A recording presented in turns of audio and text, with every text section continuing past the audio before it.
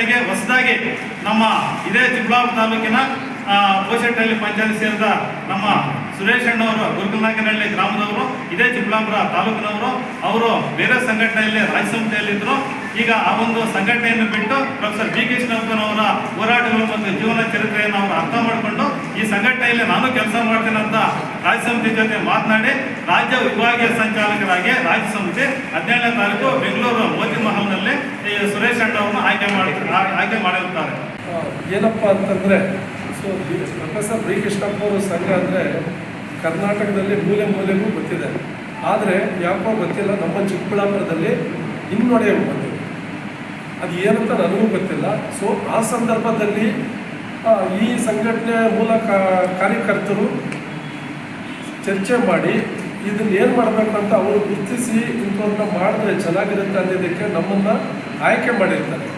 ನಮ್ಮದು ಇದೇ ತಾಲೂಕೆ, ಚಿಕ್ಕಬಳ್ಳಾಪುರ ತಾಲೂಕು, ಚಿಕ್ಕಬಳ್ಳಾಪುರ ಜಿಲ್ಲೆ, ಪೋಷೆಟ್ಟಹಳ್ಳಿ ಪಂಚಾಯತಿ, ಗುರುಕಲ್ನಾಯಕನಹಳ್ಳಿ ವಿಲೇಜಲ್ಲಿ ವಾಸ ಆಗ್ತಾ ಇರೋದು. ನನ್ನ ಹೆಸರು ಸುರೇಶ್ ಅಂತ.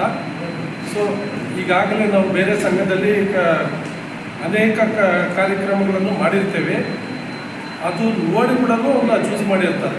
ಯಾಕಪ್ಪ ಅಂತಂದರೆ ಅದರಿಂದ ಇದು ಬರೋದು ಕೂಡ ಒಂದು ಇದಿದೆ. ಯಾಕಂದರೆ ಅದು ಎಡಬಲ ಅನ್ನೋದು ನಿಮಗೆಲ್ಲ ಗೊತ್ತಿದೆ. ಈಗ ಆಲ್ರೆಡಿ ಒಳ ಮೀಸಲಾತಿ ಬಂದಾಗ ಎಡಬಲ ಬಂದಾಗ, ಸೊ ಯಾಕೆ ಪ್ರೊಫೆಸರ್ ಬಿ ಕೃಷ್ಣಪ್ಪನವರು ನಮ್ಮ ಕುಲಬಾಂಧವರು ಆಗಿರೋದ್ರಿಂದ ಸೊ ಇದನ್ನು ನಾವಿನ್ನೂ ಗಟ್ಟಿಪಡಿಸಿ ಬಡವರಿಗೆ ಇನ್ನೂ ಒಳ್ಳೆಯ ನ್ಯಾಯವನ್ನು ಕೊಡಿಸಿ ಇದನ್ನು ಮೇಲೆ ಕೆತ್ಕೊಂಡು ಹೋಗಬೇಕು ಅಂತ ನಾವು ಕೂಡ ನಿರ್ಧಾರ ಮಾಡಿ ಅವರು ಕರೆದಿದ್ದಕ್ಕೆ ಹೋಗಿ ಸ್ಪಂದಿಸಿದ್ದೀನಿ. ಇದೇ ನಮ್ಮ ಲಾಸ್ಟ್ ಮಂತ್ 17ನೇ ತಾರೀಕು ಬಂದು ಮೋತಿ ಮಹಲ್ ಹೋಟ್ಲಲ್ಲಿ ಬಂದು ರಾಜ್ಯಸಭೆ ಬಂದು ಕುರಿತು ಡಿಸ್ಕಸ್ ಮಾಡಿ ನಮ್ಮನ್ನು ಆಯ್ಕೆ ಮಾಡಿದ್ದಾರೆ.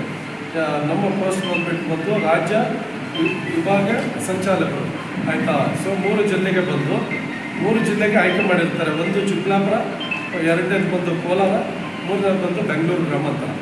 ಈ 3 ಜಿಲ್ಲೆಗಳು ಬಂದು ನಮ್ಮನ್ನು ಈ ಸಂಘವನ್ನು ನಾವು ಬಲಪಡಿಸ್ಬೇಕಂತ ನಾವು ಬಂದಿದ್ದೇವೆ.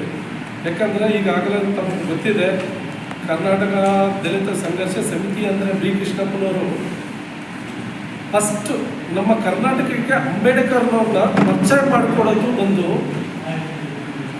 ಬಿ ಕೃಷ್ಣಪ್ಪನವರು ಅಂತ ಕೂಡ ಹೇಳೋದಕ್ಕೆ ಇಷ್ಟಪಡ್ತೀನಿ. ಆ ಅಂಬೇಡ್ಕರ್ ಕೊಟ್ಟಿದ್ದ ಸಂವಿಧಾನ ಅಡಿಯಲ್ಲಿ one of the most person ಅಂದರೆ ಬಿ ಕೃಷ್ಣಪ್ಪನವ್ರು ಮಾತ್ರ ಆ ಅಡಿಯಲ್ಲಿ ಕೆಲಸ ಮಾಡ್ಕೊಂಡು ಬಂದಿರ್ತಾರೆ. ಬೇಕಂದರೆ ಅವರ ಚರಿತ್ರೆ ಕೂಡ ಇದೆ, ಅದಕ್ಕೆ ದಾಖಲೆ ಕೂಡ ಇದೆ. ಅದನ್ನು ಬಿಟ್ಟರೆ ಬೇರೆ ಸಂಘ 100 ಸಂಘಗಳಿದೆ. ಆ ಅಡಿಯಲ್ಲಿ ಬಂದಿರೋದು ಯಾರೂ ಇಲ್ಲ, ಹೆಸರಿಗೆ ಮಾತ್ರ ಇದೆ. ಅದಕ್ಕೊಂದು ಚರಿತ್ರೆ ಕೂಡ ಇದೆ. ಆ ಥರ ಆ ಒನ್ ಆಫ್ ದ ಪರ್ಸನ್ ಅಂದರೆ ನಮ್ಮ ಬಿ ಕೃಷ್ಣಪ್ಪ ಅವರಿಗೆ, ಪ್ರೊಫೆಸರ್ ಬಿ ಕೃಷ್ಣಪ್ಪ ಅವರಿಗೆ, ಗುರುಮೂರ್ತಿ ಅವರಿಗೆ.